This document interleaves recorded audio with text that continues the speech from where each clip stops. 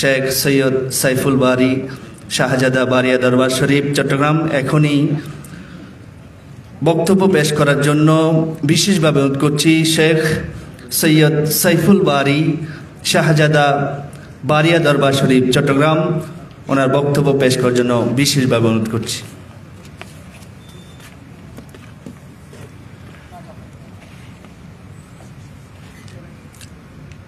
আসসালামু আলাইকুম ওয়া রাহমাতুল্লাহি ওয়া বারাকাতুহু। হামিদা ওয়া মুসাল্লি ওয়া মুসাল্লিম আম্মা বা'দ। বাংলাদেশ সুফি কনফ্লুয়েন্সের আয়োজনে আহলে সুন্নাত ওয়াল জামাতের নিখুঁত আদর্শে প্রতিষ্ঠিত অধিষ্ঠিত অনড় অবিচল একমাত্র পথ তাসাউফ এবং ঘরানায়ে তাসাউফ উপস্থিত আজকের মাহফিলের আজকের এই কনফারেন্সের সম্মানিত সভাপতি প্রধান অতিথি উলামায়ে কেরাম, আসসালামু আলাইকুম ওয়া রাহমাতুল্লাহি ওয়া বারাকাতুহু। কনফারেন্সের আদলে অনেক আলোচনা হয়েছে, আপনারা শুনেছেন। যেহেতু নাম সুফি আছে এবং আমাকে একটি বিষয় দেওয়া হয়েছে বর্তমান প্রেক্ষাপটে সুফি মতাদর্শ এবং সুফি ঘরানার বৈশিষ্ট্য ও অবস্থান।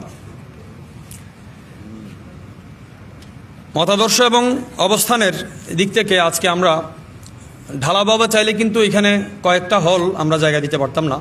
আমাদের দর্শক বাছাইয়ে 3 দিন 3 রাত পরিশ্রম করেছেন যারা, ঘাম ঝরিয়ে এই আয়োজনে যাদের বদান্যতায় সেজেছে আমি শুকরিয়া আদায় করছি ওনাদের।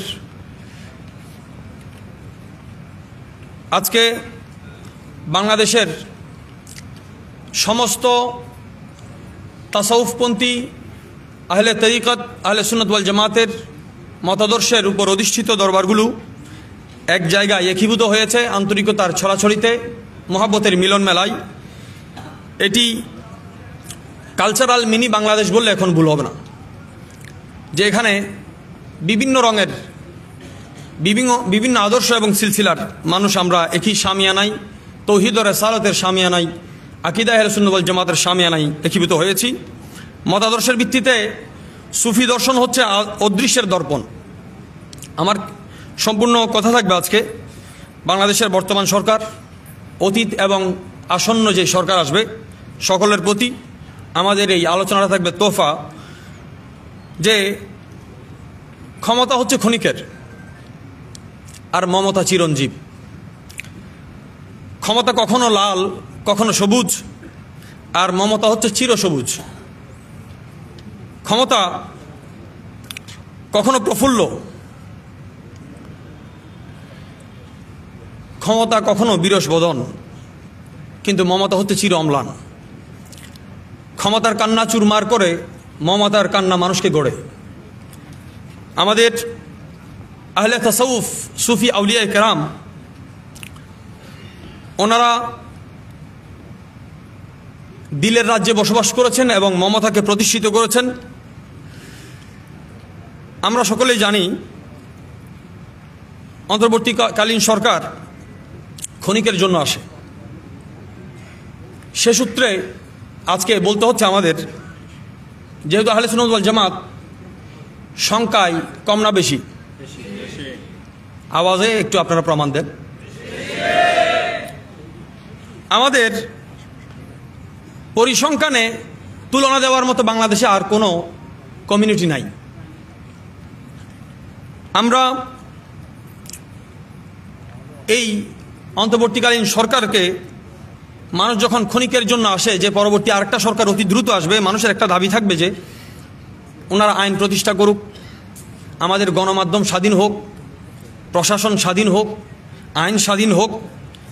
সেই সূত্রে সবাই ওনাদেরকে জ্ঞান দেয়, সবাই বুদ্ধি দেয়, আবার অনেকে তেল দেয়, আবার অনেকে বিক্রিও করে দেয়। আমরা দেখেছি অনেক দল ওনাদেরকে বিক্রি করে দিয়েছে। সেই সুযোগটা আসলে আমাদের চাটুকার এবং চালাক এবং ধোঁকাবাজের মধ্যে তফাৎটা বোঝা বড় মুশকিল। সবসময় দেখা যায় যারা চাটুকারি করে যায় তারা প্রেমিক হয়ে বসে থাকে, আর যারা সহজ সরল আছে ধর্মপ্রাণ মুসলমান ওনাদেরকে আসামির কাঠ গড়াতে দাঁড় করতে হয়। আমরা দেখেছি এই অল্প সময়ে আসা সরকারকে মানুষ বলে যে আপনারা ইনসাফ কায়েম করেন, যদি আমরা প্রশ্ন করি, অন্তর্বর্তীকালীন সরকারের সময় খুব ক্ষণিক, কিন্তু পৃথিবীতে এমন কোন সালতানাত আছে যেটা চিরস্থায়ী? চিরস্থায়ী কোনো রাজত্ব, কোনো সালতানাত নাই, আগেও ছিল না, আসবে না। এই সিংহাসন বড় মারাত্মক। কখনো এখানে সালাউদ্দিন আইয়ুবীকে দেখা গিয়েছে, কখনো চেঙ্গিস খানকে দেখা গিয়েছে। জমানার এই পরিবর্তনে বারংবার কিন্তু দেখা গিয়েছে কখনো আইয়ুবী, কখনো চেঙ্গিস খান। আমরা ওই নামগুলোকে ভিতরে ধারণ করি বিভিন্ন চরিত্রের অংশে, বিভিন্ন পটভূমিতে। আমরা প্রত্যেক সরকার, রাষ্ট্র ক্ষমতা, বাদশাহ সালতানাতকে যারা ক্ষণিকের জন্য নিজের জীবনকে মনে করে, আমার অনুরোধ থাকবে যে নিজের শেষটা কেমন চান আপনারা, সেই অনুযায়ী আপনার রাষ্ট্র গঠন, আদর্শ গঠন, জীবন গঠনটা বড় জরুরি, এবং এই আশা আমাদের হৃৎকুঠিরে আমরা লালন করি। আমরা দেখেছি, এবং ইসলামী শরীয়ত যেহেতু সুফি কনফারেন্সের আলোকধারায় আমাদের সুফিরা রাষ্ট্রের সাথে যেই মোকাবেলা করেছে, যেই শব্দ চয়ন করেছে, এগুলো আমাদেরকে বারংবার তুলতে হবে। যে ক্ষমতার চেয়ার আর জাহান্নামের চেয়ার খুব সূক্ষ্ম ফারাক। ক্ষমতার চেয়ার আর জাহান্নামের চেয়ার খুব সূক্ষ্ম ফারাক। দুনিয়ার কাছে এটার বড় মূল্য আছে, কিন্তু যিনি বসেন তিনি জানেন তিনি কি জান্নাতের আসনে বসেছেন নাকি জাহান্নামের। আমরা দেখেছি সুপ্ত সুরঙ্গের ন্যায় রহস্য ভরা এই আসনে যারাই বসেছে, হয়তো উন্নতি হয়েছে আরশচুম্বী, আর অবনতি হলে এটা তাহতাস সারা পর্যন্ত গিয়েছে। আমরা আশা করছি বর্তমান যারা আল্লাহ যাদেরকে ইজ্জত দিয়েছেন, বসেছেন, ওনারা ওনাদের ইনসাফ অনুযায়ী সামনের কাজ করবেন।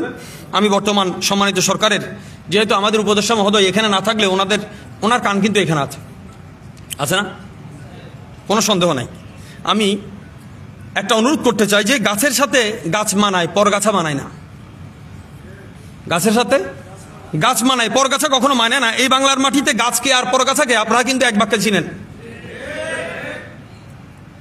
এই মাটি সুফিদেরকে লালন করে, সুফিরাও এই মাটিকে লালন করেছে। আপনি মাটি যেমন সুফিদেরকে মমতা দেখিয়েছে, সমান মমতা সুফিরা এই মাটিকে দিয়েছে। আহলে তাসাউফ কখনো এই মাটির সাথে বেঈমানি করে নাই। আমরা দেখেছি গত কয়েক শতাব্দীতে বারংবার আদর্শের সাথে সাথে দলের নাম পরিবর্তন হয়। চেয়ারের খুঁটা লড়লে নামও লড়ে, আকিদাও নড়ে, আরো অনেক কিছু নড়ে। আমরা সম্মানিত উপদেষ্টা মহোদয় এবং বর্তমান সরকারকে একটা বিষয় উপস্থাপন করতে চাই যে আমাদের প্রশাসন আইনের সাথে, ন্যায়ের সাথে স্বাধীন হবে, মিডিয়া স্বাধীন হবে। বুক খুলে আগেও নিউজ করতে পারে না, এখনো পারে না, এবং নিউজ যে করতে পারে না সেটার অনুসূচনা এবং এটার প্রকাশও করতে পারে না। আমরা চাই ওনারাও যাতে ইনসাফ কায়েম করে, কারণ জুলম সর্বাবস্থায় জুলম। কেউ করলে স্বৈরাচার হবে, আর কেউ করলে মব জাস্টিস হবে, এটার কোনো সুযোগ নেই। এখানে এই বৈষম্যের কেউ স্বপ্ন দেখে নাই, লালন করে নাই। আমরা দেখতে পাচ্ছি বর্তমান স্বৈরাচারীর দল মসজিদ হামলা করে, মাজার হামলা করে, যদি তৌহিদ কায়েম করে, এই তৌহিদের নাম কানা ছেলের নাম পদ্মলোচন ছাড়া আর কিছু নয়। আমরা যদি দেখি দেশের এই চিত্র দেখে এই মাটি মনে হয় বিলাপ করে, কান্না করে বলছে, আওয়াজ দিচ্ছে যে এই দেশে জুলুমের বিরুদ্ধে কখনো আন্দোলন হয়নি। এই দেশে জালিম কে হবে সেটার প্রতিযোগিতা করে, যে তুমি কতটুকু জুলুম করতে পারো, আমি কতটুকু জুলুম করতে পারি। আমরা চাই না সেই জুলুমের রাত, সেই জুলুমের অন্ধকার। আমরা চাই দিলের আলো দ্বারা যারা দেশকে আলোকিত করেছেন তারা বারংবার বসুক, বারংবার আসুক, মানুষের দিলকে জয় করুক এবং এই দেশে সুখ শান্তি প্রতিষ্ঠা করুক। নৈতিক ও মানবিক মূল্যবোধ থেকে এই বিচারে যাদের অবস্থান আজকে মানবিক এবং নৈতিকতার শূন্যের কোটায়, আল্লাহ যেন তাদের হাত থেকে এই দেশকে রক্ষা করে। সম্মানিত প্রধান অতিথি এবং আমার প্রিয় ভাই নাগরিক কমিটির নাসির ভাই আছেন, আমরা বড় ব্যথিত হয়েছি। আসলে যেখানেই মাজার মসজিদে হামলা হয়েছে, আমরা আপনাদেরকে অনেক অনেক ভূমিকায় দেখেছি, কিন্তু আপনাদের কোনো প্রতিনিধি দলকে আমরা ওই সমস্ত গুরুত্বপূর্ণ স্থানে দেখিনি যেখানে হামলা হয়েছে। আমরা এই দলকে শ্রদ্ধা জানাই। বারংবার আমরা প্রচলিত যে সাম্যের কথা বলা হচ্ছে, সাম্যের দৃষ্টিতে যেখানে হামলা করা হয়েছে, তারা নাগরিক বা জনতার কি অংশ ছিল না? এটাও যদি আমি বাদ দিই, তারা কি মনুষ্যত্বের কাতারেও পড়ে না? যে আমার আদলে হযরতে সাইয়্যিদুনা ফারুক আযম রাদিয়াল্লাহু তাআলা আনহু শিখিয়েছেন, আমার রাজ্যে যদি একটা পশু না খেয়ে থাকে এই জবাব ওমর ফারুককে দিতে হবে। আমরা জনাবের সমীপে ক্ষুদ্র আরজ করি, যারা মব জাস্টিসের নামে বা তৌহিদের নামে আইন নিজের হাতে তুলে নিয়েছেন, আশা করছি বর্তমান সরকার তাদেরকে নিজ হাতে তুলে নেবেন। সেই ক্ষমতাটা বর্তমান সরকারের আছে। যখন তারা নিজ দায়িত্বে নিজ হাতে সবকিছু তুলে নেন, আপনাদের হাতে আপনারা তাদেরকে তুলে নেবেন। যদি তুলতে না পারেন, বৈষম্য এবং স্বৈরাচার এই স্লোগান বাদ দিতে হবে। আমাদের দেশে সবাই শান্তি চাই, খুব ভালো করেই চাই, খুব ভালো কথা। কিন্তু সমস্যা আমাদের এখানে নয়, আমাদের সমস্যা হচ্ছে শান্তি শুধু নিজের জন্য চাই এবং নিজের শান্তিকে জাতির শান্তি মনে করে। আমি এই এসি রুমে আছি বলে আমার মনে হচ্ছে পুরো বাংলাদেশ খুব শীততাপ নিয়ন্ত্রিত একটা এলাকার মধ্যে আছে। ঘটনা সত্য? কখনোই সত্য নয়। সবাই শান্তির কথা বলে, কিন্তু মানুষ গুরুত্ব দেয় কাকে? যারা ভাঙচুর করে। শান্তির কথা সবাই বলে, কিন্তু গুরুত্ব দেয় ভাঙচুর করে। যে প্রাণ দেয়, প্রাণ সঞ্চার করে সমাজের মধ্যে, তাদের কোনো গুরুত্ব থাকবে না। আপনি তাদেরকে কদর করবেন যারা প্রাণ নিতে পারে, যারা জমিনকে লাল করতে পারে, যারা সবুজ করে, তাদেরকে কেউ মূল্যায়ন করে না। এই দেশে প্রশংসা করা হয় ভালো মানুষের, কিন্তু সম্মানে লুটে পড়ে কার? অত্যাচারের। আমরা দেখেছি এই দেশে বারংবার এই কাহিনী পুনরাবৃত্তি হয়েছে। প্রতি সরকারের আমলে আপনারা তাদের বেশি মূল্যায়ন করেছেন। আপনারা বলতে বর্তমান নয়, অতীত, বর্তমান এবং আসন্ন সরকারের কথা আমি বলছি। আপনারা তাদের বেশি মূল্যায়ন করেছেন যারা জ্বালাও পোড়াও রবে বিশ্বাসী এবং সোনার বাংলাকে মুহূর্তে রণক্ষেত্রে তৈরি করে। আমার আলোচনা শেষ। আমরা শুধু শান্তির কথা বলি না, আমরা দেখিয়েছি শান্তি কাকে বলে। আল্লামা শহীদ নুরুল ইসলাম ফারুকী রহমতুল্লাহ আলাইহিকে যখন সুন্নিয়তের জন্য কোরবান হতে হলো, আল্লাহ ওনার মর্যাদাকে বুলন্দ করুক। আমরা দেখেছি এই দাবিতে লক্ষ লক্ষ মানুষ এত বিক্ষোভে নেমেছে, কোনো ঘরে আগুন দেওয়া তো দূরের কথা, কোনো ঘরের জানালা ভাঙেনি। লক্ষ লক্ষ মানুষের ক্ষোভ থাকা সত্ত্বেও একটা বাড়িতে আগুন লাগেনি তো দূরের কথা, একটা জানালাও ভাঙেনি, কোনো মানুষ আহত হয়নি। এইটাই কি সুফি ঘরানার দোষ? এটাই কি আহলে সুন্নাত ওয়াল জামাতের দোষ?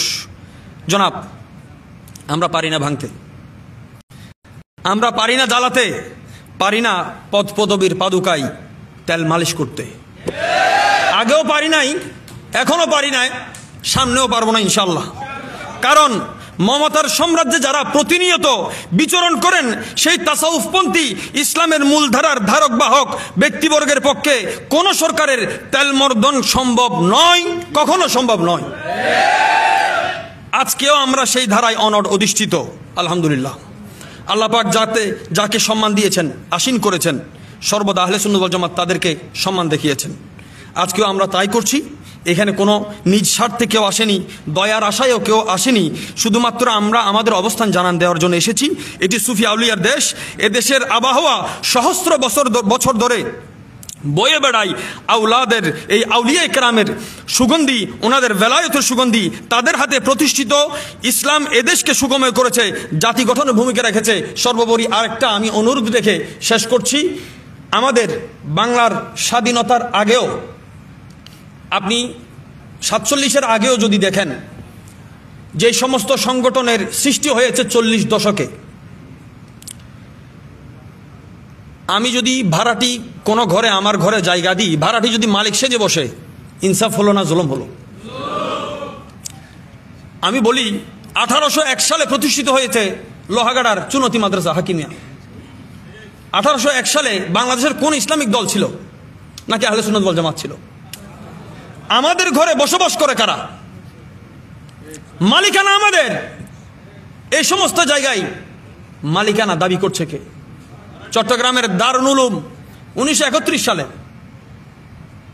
ওয়াজিদিয়া মাদ্রাসা, কত প্রাক্তন মাদ্রাসা আমাদের জামিয়া আহমদিয়া সুন্নিয়া আছে, সুবহানি আলিয়া আছে। আমরা কখনো কারো প্রতিষ্ঠানে গিয়ে সংগঠন করেছি?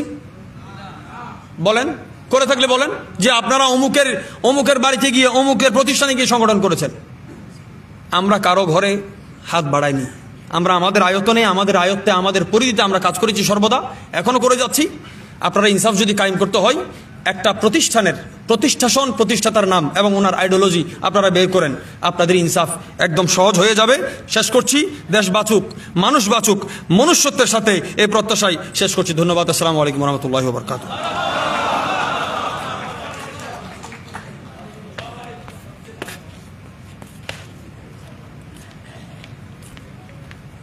সম্মানিত সুধী, আমাদের মাঝে উপস্থিত হয়েছেন Shah Nazim Uddin, chairperson alliance for transformation Dhaka. আরও উপস্থিত হয়েছেন মুফতি সৈয়দ মুশকিল কুশা আমিরি,